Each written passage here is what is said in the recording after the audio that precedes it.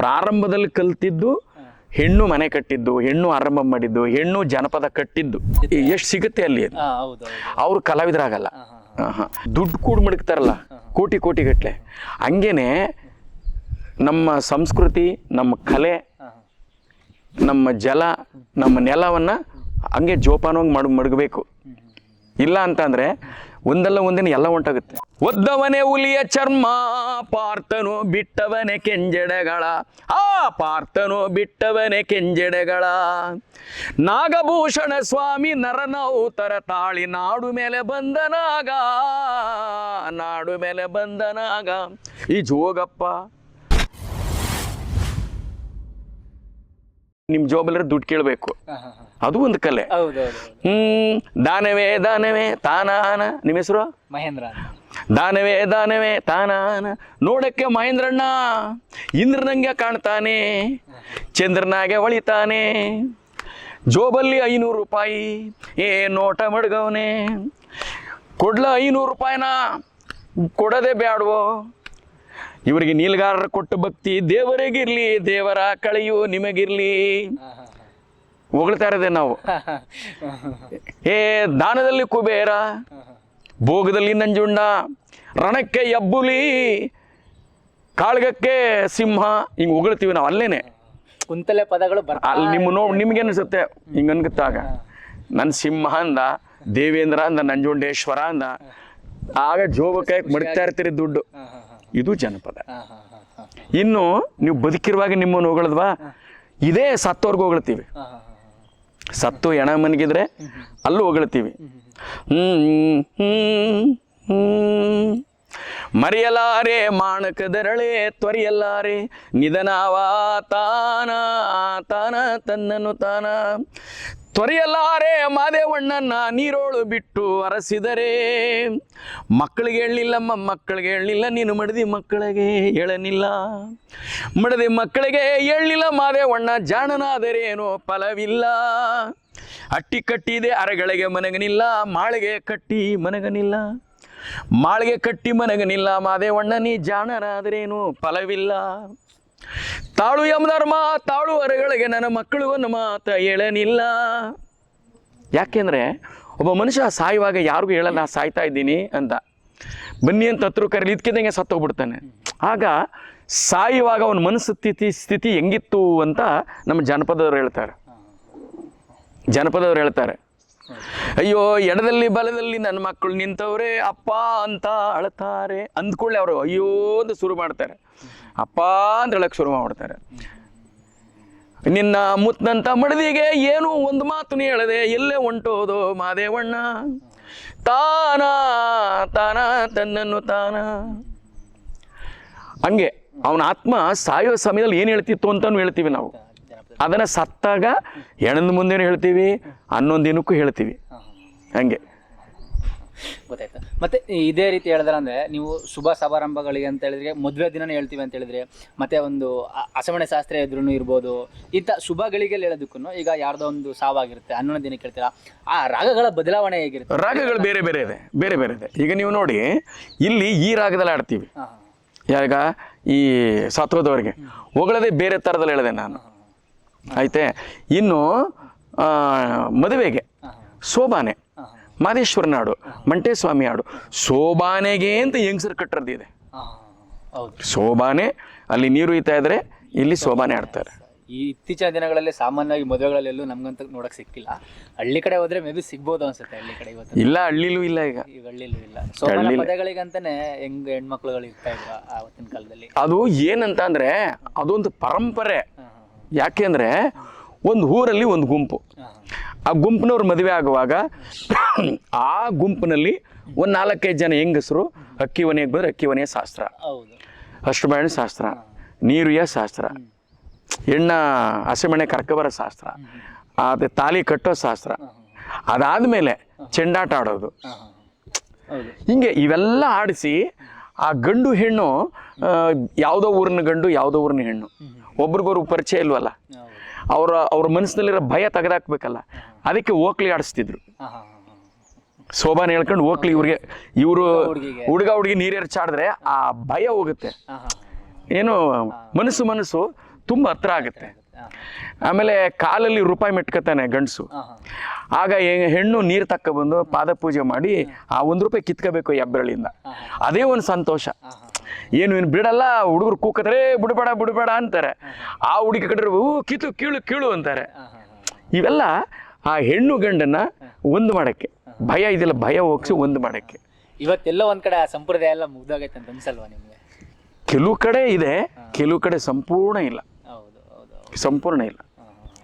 ಹಿಂಗೆ ಆದ್ರೆ ಮುಂದೆ ಒಂದಿನ ಇದೆಲ್ಲ ಈಗ ಹೇಳಿರೋ ಕಥೆನ ಯಾರೋ ಕುತ್ಕೊಂಡು ಕೇಳ್ಬೋದು ಅನ್ಸುತ್ತೆ. ಈಗೆಲ್ಲ ಇತ್ತೇನೋ ಹಿಂದೆ ಇತ್ತು ನೋಡೋ ಪರಿಸ್ಥಿತಿ ಅಂತ ನಮ್ಗೆ ಸಿಗ್ತಲ್ಲ ಇವತ್ತಿನ ಜನ. ಮುಂದಿನ ಜನರೇಷನ್ ಇನ್ನೆಂಗಾಗುತ್ತೋ ಗೊತ್ತಿಲ್ಲ. ಇಲ್ಲ, ಅದನ್ನ ಉಳಿಸ್ಬೇಕು ಅಂತಲೇ ನಿಮ್ಮಂಥವ್ರು ಹಿಂಗೆ ಕಷ್ಟಪಡ್ತಾ ಇರೋದು. ಕೆಲವರು ಪುಸ್ತಕ ಬರೆದಿದ್ದಾರೆ, ನಾನು ಹೇಳಿದ್ನಲ್ಲ, ದೊಡ್ಡ ಮಹಾನ್ಗಳು ಪುಸ್ತಕ ಬರೆದು ಮಡಗಿದ್ದಾರೆ. ಈಗ ಇನ್ನು ಕೆಲವರು ಹಣ ಇದ್ದವರು ಹಾಡಿಸಿ ಕ್ಯಾಸೆಟ್ ಮಾಡಿ ಮಡಗಿದ್ದಾರೆ, CD ಮಾಡಿ ಮಡಗಿದ್ದಾರೆ. ಈಗ ನೀವೇನು ಮಾಡ್ತಿದ್ದೀರಿ, ನಿಮ್ದೊಂದು ಚಾನಲಲ್ಲಿ ಮೂಲ ಜನಪದ, ಮೂಲ ತತ್ವಪದ, ಸೋಬಾನೆ, ಆಮೇಲೆ ರಂಗಭೂಮಿಯಲ್ಲಿದ್ದಂಥ ರಂಗಗೀತೆಗಳು, ಇವೆಲ್ಲವೂ ಮನುಷ್ಯನಿಗೆ ಇವತ್ತೇ ನೀವು ಸಿನಿಮಾ ನೋಡ್ತೀರೋ ಅದೇ ಅವತ್ತಿದ್ದಿದ್ದು ನಾಟಕ. ಅವತ್ತು ಸಿನಿಮಾ ಇರಲಿಲ್ಲ, ಜನಪದ ಇತ್ತು, ನಾಟಕ ಇತ್ತು. ಹೌದು, ಹಿಂಗಾಗಿತ್ತು. ಮುಂದೊಂದು ದಿನಕ್ಕೆ ನೀವು ಮಾಡಿ ಮಡಗಿರೋದನ್ನ ಕೇಳ್ಕೊಂಡು ಹಿಂಗಿತ್ತಂತೆ ಅಂತ ಅನ್ಕೋತಾರೆ ಅಷ್ಟೆ. ಅಂದ್ರೆ ಇವತ್ತಿನ ಜನರೇಷನ್ ಯಂಗ್ಸ್ಟರ್ಗಳು ತುಂಬಾ ತಗೊಂಡು ಹೋಗೋದು ನಾವೆಲ್ಲೂ ಕಾಣ್ತಾ ಇಲ್ಲ. ಇಲ್ಲ, ಏನಾಗಿದೆ, ಕಾಸಿನಾಸೆ ಜಾಸ್ತಿ ಆಗ್ಬಿಟ್ಟಿದೆ. ಕಾಸಿಗೋಸ್ಕರ ಏನು ಬೇಕಾದರೂ ಮಾಡಬಹುದು, ಕಾಸು ಒಂದಿದ್ರೆ ಎಲ್ಲವೂ ನಮ್ಮ ಮುಂದೆ ಬರುತ್ತೆ ಅನ್ನೋ ಒಂದು ಕೆಟ್ಟ ಆಲೋಚನೆಯಲ್ಲಿ ಕೂತ್ಬಿಟ್ಟಿದೆ. ದುಡ್ಡು ಅಕ್ಕಿ ತಗೊಬಂದು ಉಣ್ಣಕ್ಕೆ, ಒಂದು ಬಟ್ಟೆ ಹಾಕೊಳ್ಳೋಕ್ಕೆ, ಏನೋ ಒಂದು ಗಾಡಿ ತಕ್ಕ ತಿರುಗಾಡೋಕ್ಕೆ, ಒಂದು ಮನೆ ಕಟ್ಕೊಳ್ಳೋಕ್ಕೆ ಇರೋದೇ ಹೊರತು ಆಯಸ್ಸನ್ನು ವೃದ್ಧಿಪಡಿಸ್ಕೊಳ್ಳೋಕ್ಕೆ. ಈಗ ನಮಗೆ ಒಂದು 60 ವರ್ಷಕ್ಕೆ ಸಾಯ್ಬೋದು, ಒಂದು 100 ಕೋಟಿ ಮಡಗಿದ್ರೆ 150 ವರ್ಷಕ್ಕೆ ಸಾಯೋದು ಮಾಡ್ಕೊಳ್ಳಿ. ದುಡ್ಡಿಂದ ಅವೆಲ್ಲ ಆಗಕ್ಕಿಲ್ಲ. ಕಳೆದೋಗಿದೆ ಒಂದು ಪಾತ್ರೆ ಇನ್ನೊಂದು ಪಾತ್ರೆ ತಂದು ಮಡಿಕೋಬೋದು. ಅಮ್ಮ ಕಳೆದೋದ್ರೆ ತಿರ್ಗಾ ತರಕ್ಕಾಗತ್ತಾ? ಖಂಡಿತ ಇಲ್ಲ. ಹೌದೌದು, ಅದೇ ಥರ ಈಗ ಜನಪದ ಕಳೆದೋದ್ರೆ ತಿರ್ಗಾ ತರದೆಲ್ಲಿಂದ? ಏನಂದ್ರೆ ಹಾಡ್ತಾ ಇದ್ದವರೆಲ್ಲ ಮರ್ತುಬಿಟ್ರು. ಹೌದು, ಆ ಮರ್ತ ಮೇಲೆ ಇನ್ನೆಲ್ಲಿದೆ, ಇರುವಾಗಲೇ ಅದನ್ನು ಸಂಗ್ರಹ ಮಾಡಿ ಮಡಿಕೊಂಡಿದ್ರೆ ಮುಂದಿನವ್ರಿಗೆ ಹೇಳ್ಬೋದು. ಇವತ್ತಿನ ಜನರೇಷನ್ ಹುಡುಗರಿಗೆ ಬರಬೇಕು ಅಂತ ಹೇಳಿದ್ರೆ ಆರ್ಥಿಕ ಪರಿಸ್ಥಿತಿ ಬಗ್ಗೆ ಮೊದಲಾಗಿ ಯೋಚನೆ ಮಾಡ್ತಾರೆ. ನೀವು ಹೇಳ್ದಂಗೆ ಎಷ್ಟು ಸಿಗುತ್ತೆ, ಎಷ್ಟು ಸಿಗುತ್ತೆ ಅಲ್ಲಿ. ಅವ್ರು ಕಲಾವಿದರಾಗಲ್ಲ. ಅಲ್ಲಿ ಎಷ್ಟು ಸಿಕ್ಕತ್ತೋ ಸಿಕ್ಕಲ್ವೋ ಅದೆಲ್ಲ ನನಗೆ ಗೊತ್ತಿಲ್ಲ. ಅದು ಕಲಿಬೇಕು, ನಾನು ಅದಾಡಬೇಕು, ಜನರ ಮುಂದೆ ಆಡಬೇಕು ಅಂತ ಯಾರಿದ್ದಾರೋ ಅವನು 1000ಕ್ಕೊಬ್ಬ 1,00,000ಕ್ಕೊಬ್ಬ ಅಂಥವ್ರು ಕಲಿತಾರೆ, ಆಡ್ತಾರೆ.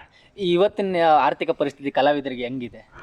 ಕಲಾವಿದರಿಗೆ ನೋಡಿ, ನೀವು ಕೇಳ್ತಾ ಇದ್ದೀರಿ, ನನ್ನ ಮೇಲೆ ಅನುಕಂಪ ಬಂದು ಎಲ್ಲ ಜನಪದ ಕಲಾವಿದರಿಗೆ ದುಡ್ಡು ಕೊಡಿ ಅಂತ ಅನ್ಕೋತಾರೆ. ಅದು ತಪ್ಪು. ಅದು ನಾವು ಸಣ್ಣವರಾಗಿದ್ದಾಗ ಕಷ್ಟ ಇತ್ತು. ಏನು ಮನೆ ಮುಂದೆ ಹೋಗಿ ಆಡವು. ಅವರು ಅವತ್ತೆಲ್ಲ ಜ್ವಾಳ ಮತ್ತು ರಾಗಿ, ಅಕ್ಕಿ ಎಲ್ಲಿತ್ತು ಅವತ್ತು, ಅಕ್ಕಿ ಎಲ್ಲಿತ್ತು, ಜೋಳಿಗೆ ತಗೊಂಡು ಹೋದೆ, ಜೋಳಿಗೆ ರಾಗಿ ಜ್ವಾಳ. ನಾವು ಕಾಸು ಎಣಿಸ್ತಾ ಇದ್ದದ್ದು 1 ಪೈಸಾ 2 ಪೈಸಾ 3 ಪೈಸಾ 5 ಪೈಸಾ 4 ಪೈಸಾ ಹಿಂಗೆಲ್ಲ ಇತ್ತು, 4 ಆಣಿ ಹಂಗಿತ್ತು. ಇವತ್ತು ನಾವು ಹಾಡುವಾಗ ಯಾರೋ ಬಂದು ಒಂದು 500 ರೂಪಾಯಿ ಕೊಟ್ಬಿಡ್ತಾರೆ. 10,000 ಕೊಟ್ಟಿರೋರು ಇದ್ದಾರೆ ನನಗೆ.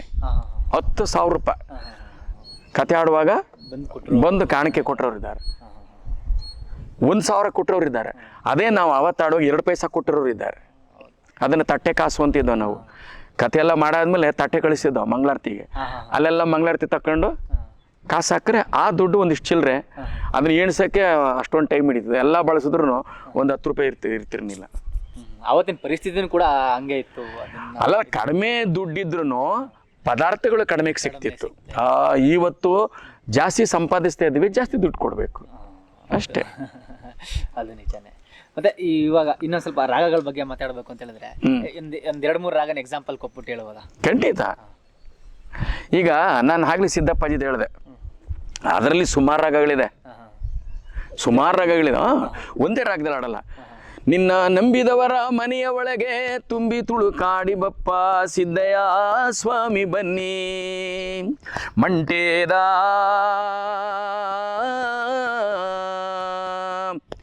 ಲಿಂಗಯ್ಯ ನೀವೇ ಬನ್ನಿ, ಏ ಬಾರಿಯನೆ ಕಂಡಾಯ, ಏ ಬಟವ ನಕ್ಷಾ ಪಾತ್ರೆ, ರೇಖೆ ಗಂತಗಳ ಹಿಡುಕೊಂಡು ನನ್ನಯ್ಯ. ಅಯ್ಯ ಲಕ್ಷವಂತರ ಮನೆಯ ಮುಂದೆ ಭಿಕ್ಷಕ್ಕೆ ದಯ ಮಾಡುತ್ತಾರೆ ಸಿದ್ದಯ್ಯ ಸ್ವಾಮಿ ಬನ್ನಿ. ಹಿಂಗೂ ಇದೆ, ಇನ್ನೂ ಹಲವಾರು ರಾಗಗಳಿದೆ. ನಮ್ಮ ಜ್ಯೋತಿ ಲಿಂಗಯ್ಯ ನೀವೇ ಬನ್ನಿ, ಬಡವರ ಮನೆಯಲ್ಲೂ ಭಿಕ್ಷಾ, ಬಲ್ಲಿಗರ ಮನೆಯಲ್ಲೋ ಭಿಕ್ಷಾ, ಎತ್ತ ಮನೆಯಲ್ಲೋ ಭಿಕ್ಷಾ, ಸತ್ತವರ ಮನೆಯಲ್ಲೂ ಭಿಕ್ಷಾ, ನಮಗೆ ದಾನ ಕೊಟ್ಟವರ ಮನೆಯ ಒಳಗೆ ಬಾಳವಂತರಾಗಲವ್ವ ಸಿದ್ದಯ್ಯ ಸ್ವಾಮಿ ಬನ್ನಿ, ಧರ್ಮ ಗುರುವೇ ಲಿಂಗಯ್ಯ ನೀವೇ ಬನ್ನಿಯೋ. ಯಾಕಿದನ್ನು ಹೇಳ್ತೀವಿ?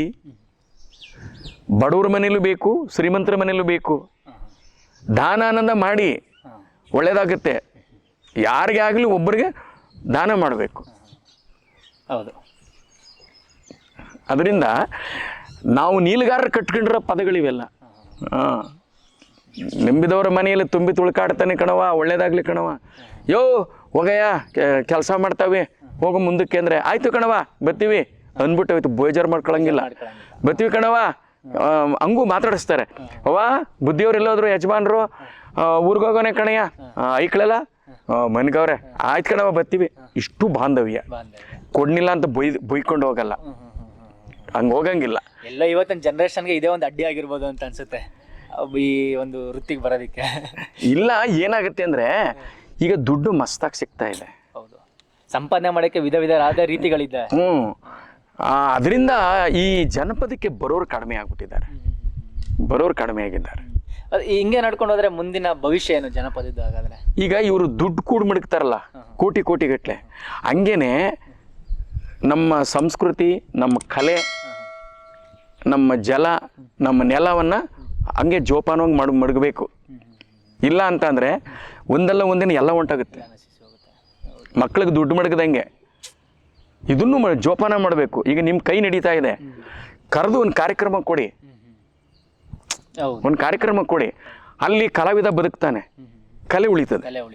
ಈಗ ನನಗೆ ಕಾರ್ಯಕ್ರಮನೇ ಇಲ್ಲ ಅಂದರೆ ನಾನು ಯಾಕೆ ಇಲ್ಲಿ ಇರ್ತೀನಿ? ಯಾಕೆ ಕಲಿಯೋದಾದ್ರೆ ಏನಕ್ಕೆ ಏನು ಇದಿಲ್ಲ, ಬಿಟ್ಬಿಡ್ತೀನಿ. ಅಯ್ಯೋ ಅದ್ರಲ್ಲಿ ಏನು ಸಿಕ್ಕಲ್ಲಪ್ಪ ನಮ್ಗೆ, ಯಾಕೆ ನಾವು ಗಾರೆ ಹೊರಕ್ಕೆ ಹೋಗ್ತೀವಿ. ಸಿಕ್ಕದಾಗ ಏನು ಮಾಡ್ತೀವಿ, ಇದನ್ನೇ ಬೆಳೆಸ್ತೀವಿ. ಹಾಗೆ ಜನಪದವನ್ನು ಉಳಿಸೋದು ಎಲ್ಲರ ಜವಾಬ್ದಾರಿ, ಬರೀ ಸರ್ಕಾರ ಜವಾಬ್ದಾರಿ ಇಲ್ಲ. ಸರ್ಕಾರನೂ ಕೂಡ ಈಗ ಏನಾಗಿದೆ ಅಂದರೆ ಈ ಓದ್ಕೊಂಡಿರೋರು ಕಾಲೇಜ್ ಹುಡುಗರುಗಳು ಅವರು ಇವರೆಲ್ಲ ಓದ್ಕೊಂಡಿದ್ದಾರೆ, ಅವ್ರ ಮನೇಲಿ ಯಾರೋ ಆಡ್ತಾರನ್ನ ಒಂದೊಂದು ಕೇಳ್ಕೊತಾರೆ, ಈ ಮೊಬೈಲಲ್ಲಿ ಕೇಳ್ಕೊತಾರೆ, ಒಂದು ಹಾಡಿಗೋಸ್ಕರ ಅರ್ಜಿ ಬರೀತಾರೆ, ಅವ್ರೇನು ಕೊಡ್ತಾರೆ, ಅರ್ಜಿ ಬರೆದ್ಮೇಲೆ ಕೊಡಲೇಬೇಕು, ಕಾರ್ಯಕ್ರಮ ಕೊಡ್ತಾರೆ, ಬಂದು ಒಂದು ಆಡ್ತಾರೆ, ಎರಡು ಆಡ್ತಾರೆ ಅಷ್ಟೇ. ಅವ್ರಿಗೆ ಗೊತ್ತಾಯ್ತು ದುಡ್ಡು ಇಷ್ಟು ಸುಲಭವಾಗಿ ಸಿಕ್ಕತ್ತೆ ಅಂತ. ಕಲಿಕೆನೂ ಸೀಮಿತ ಆಗ್ಬಿಟ್ಟಿದೆ ದುಡ್ಡಿನ ಮುಂದೆ. ಅಷ್ಟೇ, ಇವ್ರು ಆಡದೇ ಇದ್ರು ಸಿಕ್ಬಿಡ್ತದೆ ದುಡ್ಡು. ಸುಮ್ಮನೆ ಏನೋ ಹಂಗೆ ಹಿಂಗೆ ಹಿಂಗೆ ಹಿಂಗೆ ಅಂದ್ಬಿಟ್ಟುವೆ ಒಂದೊಂದು ಫೋಟೋ ಕೊಟ್ರು ಮುಗೀತು ಕತೆ. ಅದೇ ನೀವು ಸಾರ್ವಜನಿಕರ ಹತ್ರ ಇಲಾಖೆಯಲ್ಲಿ 20,000 ರೂಪಾಯಿ ಕೊಡ್ತಾರೆ, ಅದೇ 20,000 ರೂಪಾಯಿನ ನೀವು ಸಾರ್ವಜನಿಕರ ಮಧ್ಯದಲ್ಲಿ ಈಸ್ಕೋಬೇಕು ಅಂತ ಅಂದರೆ ತುಂಬ ನೀರು ಕುಡಿಬೇಕು, ತುಂಬ ನೀರು. ಇಂಥವ್ರು ಕರೀರೋ ಒಂದು 20,000 ಕೊಡೋಣ ಕರಿಯೋ, ಅಷ್ಟೇ ಕೆಲಸ ತೆಗೆದುಬಿಡ್ತಾರೆ. 5 ಗಂಟೆ ಟೈಮ್ ನಿಲ್ಲಿಸ್ತೇ ಆಡ್ತೀವಿ ನಾವು, ನಿಲ್ಲಿಸೋದೇ ಇಲ್ಲ. ಹಂಗೂ ಸಮಾಧಾನ ಆಗಲ್ಲ ಅವ್ರಿಗೆ. ಸಾರ್ ಇನ್ನೊಂದು ಗಂಟೆ ಆಡ್ಬಿಡಿ ಸಾರ್, ಬೆಳಗ್ಗೆ ತುಂಬಿಸ್ಬಿಡಿ ಸಾರ್ ಅಂದರೆ ಅಷ್ಟು ಕೇಳ್ತಾರೆ. ಆಡೋರು ಬೇಕಂಗೆ, ಅಷ್ಟು ಜ್ಞಾನ ಬೇಕು. ನೀವು ಹೇಳಿದ್ರಲ್ಲ 6-7 ದಿನ ಕಂಟಿನ್ಯೂಸ್ ಆಗಿ ನೈಟ್ ಆಡಿದ್ರು ಮುಗಿಯಲ್ಲ ಅನ್ನೋಷ್ಟು ಜ್ಞಾನ ಇದ್ದವ್ರು ಮಾತ್ರ ಆ ಸಾರ್ವಜನಿಕ ಸಭೆಯಲ್ಲಿ ಅವರೇ ನಿಜವಾದ ಕಲಾವಿದರು. ಯಾರು ಈ ಇಲಾಖೆನ ತಿರುಗಿ ನೋಡೋದು ಇತ್ತಾಗಿದ್ದಾರಲ್ಲ ಹಳ್ಳಿಲಿ, ಅವ್ರು ನಿಜವಾದ ಕಲಾವಿದರು. ಮತ್ತೆ ಇನ್ನೊಂದು ಜಾನಪದ ಕಲೆಗೆ ಹೆಣ್ಮಕ್ಳಿಗೂ ಅಷ್ಟೇ ಸಮಾನತೆ ಇದೆಯಾ? ಈಗ ಸ್ಟೇಜ್ ಮೇಲೆ ನಿಂತ್ಕೊಂಡು ಆಡ್ತಾರೆ, ಯಾಕೆ ಬರೀ ಗಂಡಸರಿಗೆ ಅಲ್ಲ? ಚೆನ್ನಾಗಿ ಕೇಳಿದ್ರೆ ಯಾಕೆ ಅಂತ ಕೇಳಿ, ಜನಪದ ಗಂಡಸ್ ಕಟ್ಟಿದ್ದಲ್ಲ, ಹೆಂಗಸ್ ಕಟ್ಟಿದ್ದು. ಹೆಂಗಸು ಪದ ಆಡಕ್ಕೆ ಶುರು ಮಾಡಿದ್ದು ಹೆಂಗಸು. ನಿಮ್ಗೊಂದು ಸಣ್ಣ ಉದಾಹರಣೆ. ಈಗ ನಾನು ಮನುಷ್ಯನಾಗಿರೋದ್ರಿಂದ ನನಗೆ ಸಮಾಜದಲ್ಲಿ ಹೆಂಗೆ ಬದುಕಬೇಕು ಅಂತ ಗೊತ್ತಿರೋದ್ರಿಂದ ಒಂದು ಹೆಣ್ಣು ಮದುವೆ ಮಾಡ್ಕೊಂಡು ಜೊತೆಲಿದ್ದೀನಿ, ಮಕ್ಕಳನ್ನ ಸಾಕ್ತಾ ಇದ್ದೀನಿ. ಅದೇ ಪ್ರಾರಂಭದಲ್ಲಿ ಇದ್ದವಲ್ಲ ನಾವು, ಪ್ರಾರಂಭದಲ್ಲಿ ಹಂಗಿದ್ದಾಗ ಏನು ಮಾಡ್ತಿತ್ತು ಗಂಡು ಪ್ರಾಣಿ? ಒಂದು ಹೆಣ್ಣು ಪ್ರಾಣಿ ಸಂಘ ಮಾಡ್ತಿತ್ತು, ಆಯಿತಾ? ಇವತ್ತು ಅಥವಾ ಇನ್ನೊಂದು 2-3 ದಿನ ಇಲ್ಲಿದ್ದು ಇದನ್ನು ಬಿಟ್ಬಿಟ್ಟು ಇನ್ನೆಲ್ಲ ಬೇರೆ ಬೆಟ್ಟ ಹತ್ತಿ ಇಳಿದು ಇನ್ನೊಂದು ಕಡೆ ಹೊಟ್ಟೋಯ್ತಿತ್ತು. ಅಲ್ಲಿ ಯಾವುದೋ ಒಂದು ಹೆಣ್ಣು ಪ್ರಾಣಿ ಅದ್ರ ಜೊತೆ ಸೇರ್ಕೊಬಿಡ್ತಿತ್ತು. ಅಲ್ಲಿಗೂ ಒಂದು ಕೊಟ್ಬಿಟ್ಟು ಅಲ್ಲಿಂದ ಮುಂದೆ ಕೊಟ್ಟೋಯ್ತಿತ್ತು. ಈಗ ಕೊಟ್ಟಿದ್ದನ್ನು ಇಟ್ಕೊಳ್ಳೋರು ಯಾರು? ಹೆಣ್ಣು ಪ್ರಾಣಿ. ಹೆಣ್ಣು ಪ್ರಾಣಿ, ಅದು ಮನುಷ್ಯರೇ ಆಗಿರ್ಬೋದು, ಪ್ರಾಣಿನೇ ಆಗಿರ್ಬೋದು. ಗಂಡು ಕೊಟ್ಟದ್ದನ್ನು ಇಟ್ಕೊಳ್ಳೋದು ಹೆಣ್ಣು. 9 ತಿಂಗಳು ಒತ್ಕೊಂಡು ಇನ್ನೇನು ಜನನ ಆಗಬೇಕು, ಆ ಸಮಯಕ್ಕೆ ಮಳೆ ಹುಯ್ತಿರ್ತದೆ, ಬಿಸಿಲಿರ್ತದೆ, ಆಮೇಲೆ ಬೇರೆ ಪ್ರಾಣಿಗಳು ತಿನ್ನಕ್ಕೆ ಬರ್ತವೆ. ಇದನ್ನ ಕಣ್ಣು ತಪ್ಪಿಸಿ ಇದೇನು ಮಾಡ್ತಿತ್ತು, ಒಂದು ಗೂಡು ಮಾಡ್ತಿತ್ತು, ಒಂದು ಕಲ್ಲು ಪೊಟ್ರೇನೋ ಇಲ್ಲೋ ಒಂದು ಸೊಪ್ಪು ಗಿಪ್ಪಾಕಿ ಒಂದು ಗೂಡು ಮಾಡ್ಕೊಂಡು ಅಲ್ಲಿ ಹೆರಿಗೆ ಆಯ್ತಿತ್ತು. ಆ ಹೆರಿಗೆ ಆದ ಮಗುಗೆ ಇನ್ನು ಅಲ್ಲಿ ಇಲ್ಲಿ ಹಣ್ಣು ಹಂಪಳಗೆಲ್ಲ ಕಿಟ್ಟಿ ತಿನ್ನಿಸ್ಕೊಂಡು ಅದು ಅಳುತ್ತಿದ್ರೆ ಅದನ್ನು ಮನಗಿಸ್ಬೇಕಲ್ಲ, ಅದಕ್ಕೇನು ಹೇಳ್ತಿತ್ತು ಅದು, ಅಜ್ಜಮ್ಮ ಅಜ್ಜೋ ಅನ್ನಿ, ಬರೀ ಅಷ್ಟನ್ನಿ ಸಾಕು, ನಿದ್ರೆ ಬಂದ್ಬಿಡ್ತದೆ ಮುಗಿ. ಪ್ರಾರಂಭದಲ್ಲಿ ಕಲ್ತಿದ್ದು ಹೆಣ್ಣು ಮನೆ ಕಟ್ಟಿದ್ದು, ಹೆಣ್ಣು ಆರಂಭ ಮಾಡಿದ್ದು, ಹೆಣ್ಣು ಜನಪದ ಕಟ್ಟಿದ್ದು. ಗಂಡಲ್ಲ, ಗಂಡು ಯಾವಾಗ ಹೆಣ್ಣಿನ ಜೊತೆನೇ ಉಳ್ಕೊಬಿಟ್ಟ, ಇಲ್ಲ ಇವಳ ಜೊತೆ ಒಬ್ಳ ಜೊತೆನೇ ಇರಬೇಕು ಅಂತ ಯಾವಾಗ ಬುದ್ಧಿ ಬಂದು ಉಳ್ಕೊಂಡೋ ಆಗ ಎಲ್ಲವೂ ಇವನ ಆಕ್ರಮಣ ಮಾಡ್ಕೊಂಡ. ನೀನು ಮನೇಲಿರು, ನಾನು ಉಳುಮೆ ಮಾಡ್ಕೊಬತ್ತೀನಿ, ನೀನು ಇಲ್ಲಿರೋ, ನಾನು ಪದ ಆಡ್ಬಿಟ್ಟು ದುಡ್ಡು ತಕೊಬತ್ತೀನಿ, ಹಂಗಾಗ್ತದೆ. ಮೊದ್ಲೆಲ್ಲ ಉದಾಹರಣೆಗಳಿದೆಯಾ ಹೆಣ್ಮಕ್ಳು ಜನಪದ ಆಡ್ತಾ ಇದ್ದಂಥದ್ದು ಸಮಾರಂಭಗಳಲ್ಲಿ? ಅಯ್ಯಯ್ಯೋ, ದೊಡ್ಡವ್ರು ಇದ್ರು, ಬಹಳ ದೊಡ್ಡ ಕಲಾವಿದರು ಇದ್ರು. ಈಗ ಯಾವಾಗ ಈ ಗಂಡಸರು ಜಾಸ್ತಿ ಆಗೋದ್ರು ಅವರು ಕತೆ ಮಾಡಕ್ ಬಿಟ್ಬಿಟ್ಟು ಸೋಬಾನೆ ಆಡಕ್ ಶುರು ಮಾಡಿದ್ರು. ಈಗಲೂ ಸೋಬಾನೆ ಲಿಂಗ್ಸರಿದ್ದಾರೆ, ಹಳ್ಳಿ ಕಡೆ ಅವರು ಇದ್ದಾರೆ, ಕಥೆ ಮಾಡುವವರು ಇದ್ದಾರೆ. ಹಿಂದೆ ಇಲ್ಲಿ ಬನ್ನೂರು ಕೆಂಪಮ್ಮ ಅಂತಿದ್ರು, ಅವರು ಮೈದಾಳರಮ್ಮನ ಕತೆ, ಮಾದೇಶ್ವರ ಕತೆ, ಸಿದ್ದಪ್ಪಜ್ಜಿ ಕತೆ ಆಡ್ತಿದ್ರು. ಅವ್ರುವೆ ಸೋಬಾನೆ ಜೊತೆಗೆ ಅದನ್ನೂ ಆಡೋರು.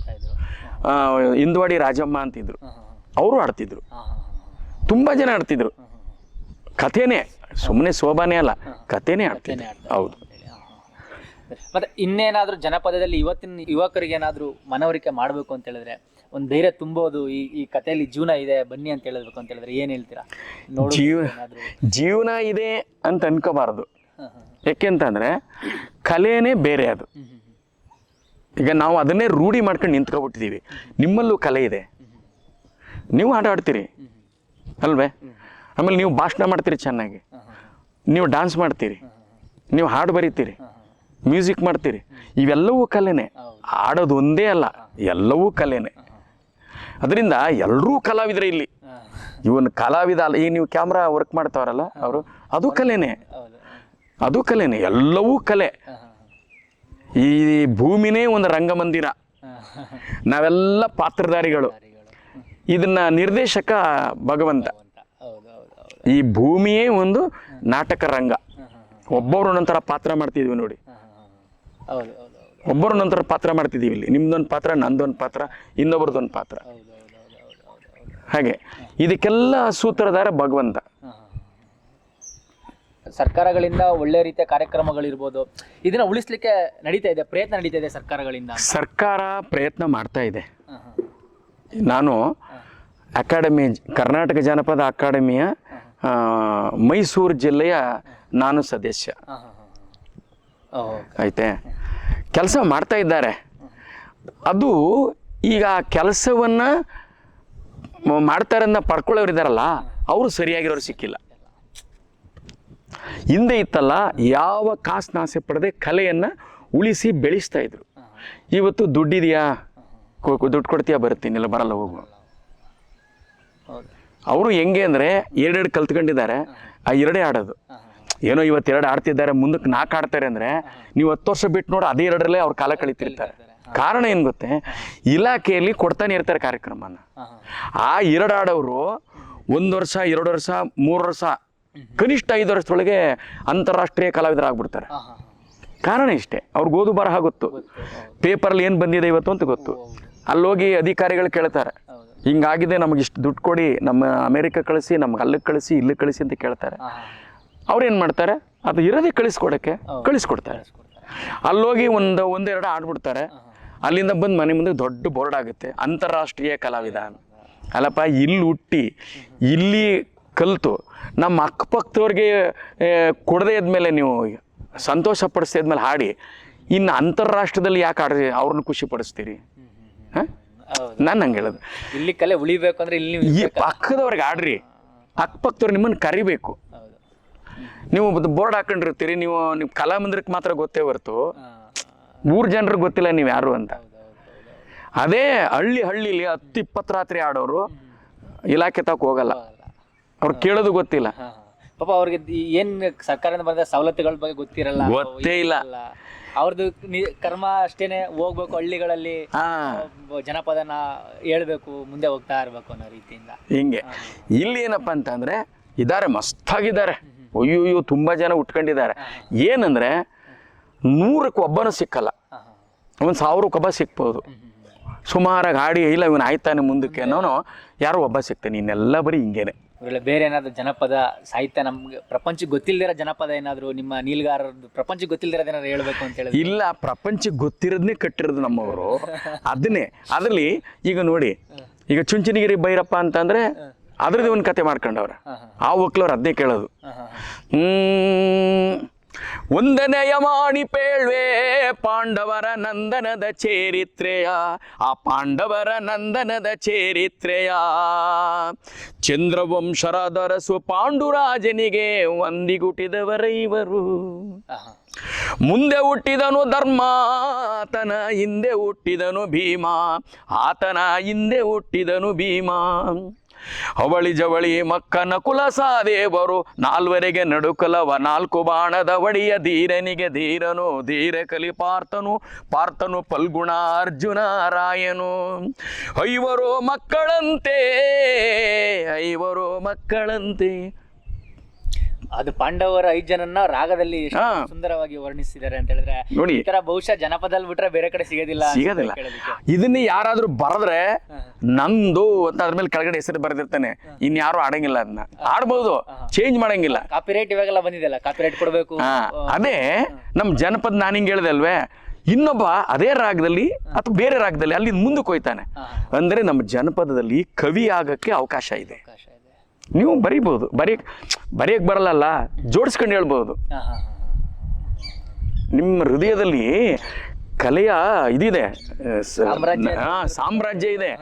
ನಿಮ್ಗೆ ಬರೆಯಕ್ ಬರಲ್ಲ, ಬೇಡ, ಬಾಯಿನಲ್ಲೇ ಕಟ್ತೀರಲ್ಲ. ಇದೆಲ್ಲ ಬಾಯಿನಲ್ಲಿ ಕಟ್ಟಿರದೆ. ಒದ್ದವನೇ ಹುಲಿಯ ಚರ್ಮ, ಪಾರ್ಥನು ಬಿಟ್ಟವನೇ ಕೆಂಜೆಡೆಗಳ, ಆ ಪಾರ್ಥನು ಬಿಟ್ಟವನೇ ಕೆಂಜೆಡೆಗಳ. ನಾಗಭೂಷಣ ಸ್ವಾಮಿ ನರನ ಅವತಾರ ತಾಳಿ, ನಾಡು ಮೇಲೆ ಬಂದನಾಗ, ನಾಡು ಮೇಲೆ ಬಂದನಾಗ. ಈ ಜೋಗಪ್ಪ ಶಿವ ಮತ್ತೆ ಅರ್ಜುನ ನಡುವೆ ಆಗುವಂತ ಯುದ್ಧನ ವರ್ಣಿಸಿರೋದು. ಈ ಒದ್ದವನೇ ಹುಲಿಯ ಚರ್ಮ, ಪಾರ್ಥನು ಬಿಟ್ಟವನೇ ಕೆಂಜೆಡೆಗಳ. ನಾಗಭೂಷಣ ಸ್ವಾಮಿ ನರನ ಅವತಾರ ತಾಳಿ, ನಾಡಿನ ಮೇಲೆ ಬಂದಂಗಿಂದ ಶಿವನೇ ಬತ್ತಾವನೆ, ಜೋಗೈ ನೋಡಿ ಈಶ್ವರ ಬತ್ತಾವನೆ ಅಂತ ಇವ್ರ ಭಾವನೆ. ಅಲ್ಲಿ ಒಂದಷ್ಟು ಜನ ಇರ್ತಾರೆ. ಯಾಕೆಂತಂದ್ರೆ ಹೆಣ್ಣು ಆಸೆ ಜಾಸ್ತಿ ಹೆಣ್ಣಲ್ಲಿ. ಏನೇ ಕಂಡ್ರು ಅದು ಬೇಕು ಅನ್ನುವಂಥದ್ದು ಒಂದಿರುತ್ತೆ. ಅದು ಎಲ್ರಿಗೂ ಅಲ್ಲ, ಕೆಲವ್ರಿಗೆ ಮಾತ್ರ.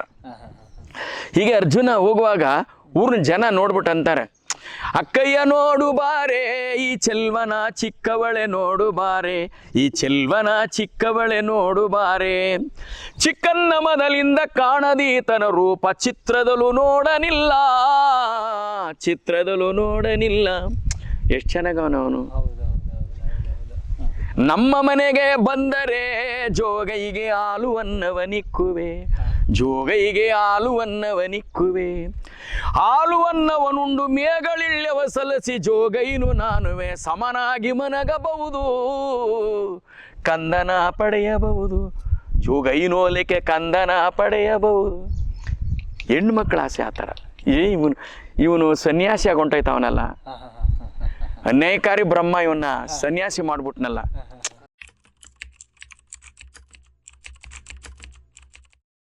ಆದರೆ ಗಾದೆ ಇದೆಯಲ್ಲ, ಅನುಭವಿಸಿ ಹೇಳಂತ. ಒಂದಿನ ಮಾತಾಡಿಸಿ 2ನೇ ದಿನಕ್ಕೆ ತುಂಬ ಸಲಿಗೆಯಿಂದ ನಡ್ಕೊಬಿಟ್ರೆ ಏನಂತ ಹೇಳಿ, ಓ ನೀನು ಪರವಾಗಿಲ್ಲ ಕಣಯ್ಯ, ಅದೇನು ಅಂತಾರಲ್ಲ, ಅಚ್ಚಿಚ್ಚೆ ಬಂದ ಇಚ್ಚಿಚ್ಚೆ ಬಂದ ಒತ್ತರಿಸ್ಕೊ ಬಂದ ಒಳ ಮುಂದಕ್ಕೆ. ಸಾವಿರಾರು ವರ್ಷಗಳಿಂದ ಆ ಜನಪದದ ಪರಂಪರೆ ಬರ್ತಾನೆ ಇದೆ. ಅವರು ಕಟ್ತಾರೆ, ಅವನಿಂದಲವನು ಕಟ್ತಾನೆ, ನೀವು ಕಟ್ತೀರಿ, ನಿಮ್ಮ ಮಗನೂ ಕಟ್ತಾನೆ. ಎಳಗಾವಿ ಎಳೆದೋದು ಸುಳಗಾವಿ ಮುಸಿಬಿಟ್ಟು, ಬೆಳ್ಳಿ ಬೆತ್ತ ಕೈಯಲ್ಲಿ ಮುತ್ತಿನ ಜೋಳಿಗೆ, ಮುಂಗೈಲಿ ಬೋಳು ಮಸ್ತಕ ಬಿಟ್ಕೊಂಡು ಕಾವಿ ಎತ್ಕೊಂಡು ಬತ್ತಿದ್ದ ನಂಜುಂಡಪ್ಪನ ಮನಸ್ಸು ಜಲೀರ್ ಅಂದ್ಬಿಡ್ತು. ಏನಂತ? ಜಲೀರ್ ಅಂದ್ಬಿಡ್ತು.